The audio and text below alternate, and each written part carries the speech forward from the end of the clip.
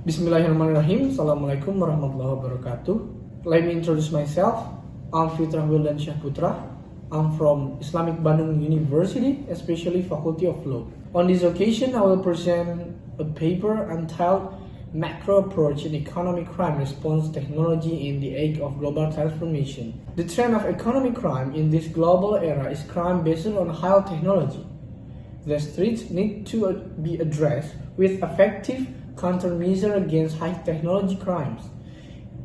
Effort to overcome crime in electronic transaction activities. We got two identification of problems. The first, does technology-based crime prevention effort in the era of global economy require a multifaceted concept? The second one, how is the concept of the technology-based crime prevention implemented as a result of the impact of global transformation on the economy in various aspects? Research purpose, taking a macro approach to overcoming technology-based economic crime. The macro approach is a multi-aspect approach that deals with macroeconomic issues.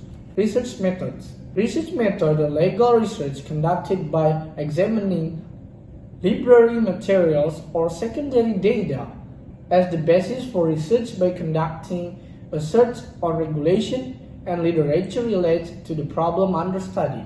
Problem approach, legislation, and conceptual approach. The first is the statutory approach is absolutely necessary in order to further examine effort to combat technology-based crime in the era of global economy, which requires a multifaceted concept.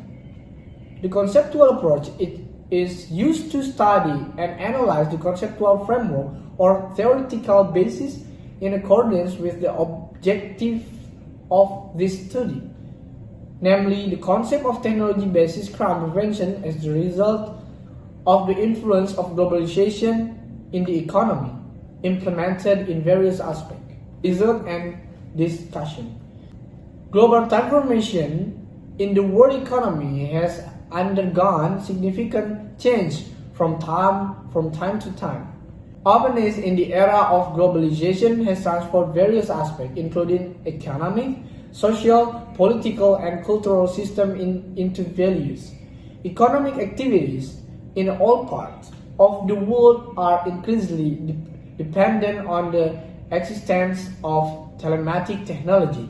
This telematic technology, in terms of effective and efficiently, is beneficial for economic actors. The third, crime is an increasingly complex part of human civilization. Technology-based economic crime is a serious threat in the era of global trade. Analysis of the implementation of multi-aspect of technology-based crime prevention as a result of effect of global transformation on the economy, social and cultural aspect. The presence of technology and information as the motor of global transformation in the modern age has changed society in the lives of people, in the workplace and in the family.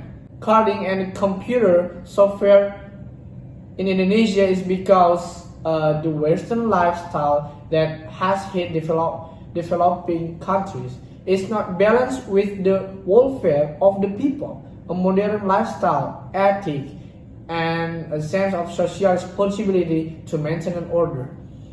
The second, economic and technological aspect.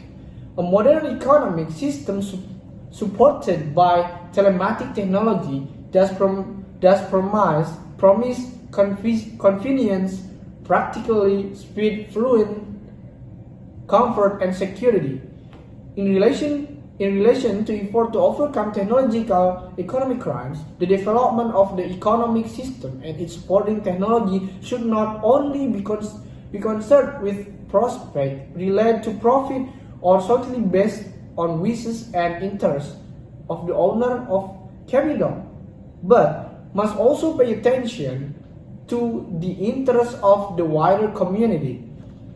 In this regard, every economic development must be balanced with the development of countermeasure system against its access. The third, political and legal aspect. The acceleration of modern transformation, communication, and information gave birth to this globalization of technology that affect the globalization of crime. Harmonization of laws and regulation on the economic criminal law with several international agreement remains important but remains in a constitutive context. In tackling the crimes mentioned above, comprehensive efforts are needed through criminal law. Crime prevention and control is carried out with an integral approach between penal and non-penal policies. Criminal policy.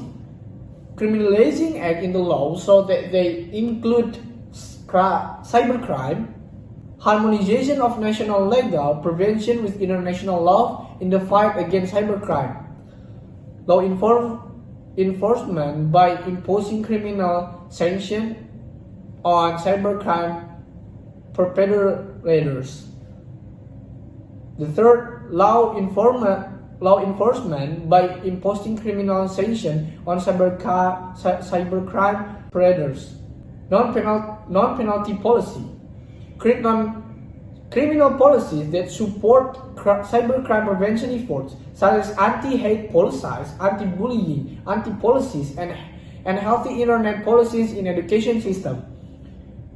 Conducting socialization of potential cybercrime in cyberspace by educating the internet user community to avoid including personal identities, transaction in places with safe internet facilities, and so on. From partnership with the private sector to develop a cybersecurity system. Establishing institutional networks at both the national and international levels to combat cybercrime. International cooperation in overcoming cybercrime is very much needed, considering that cybercrime is an organized traditional crime. In the conclusion, technology-based crime prevention efforts in the era of the global economy have tended to be carried out partially. This can be observed in the incoherence between economic policies, social policies, political policies, cultural policies, and legal policies in the use and development of high technology in Indonesia. The approach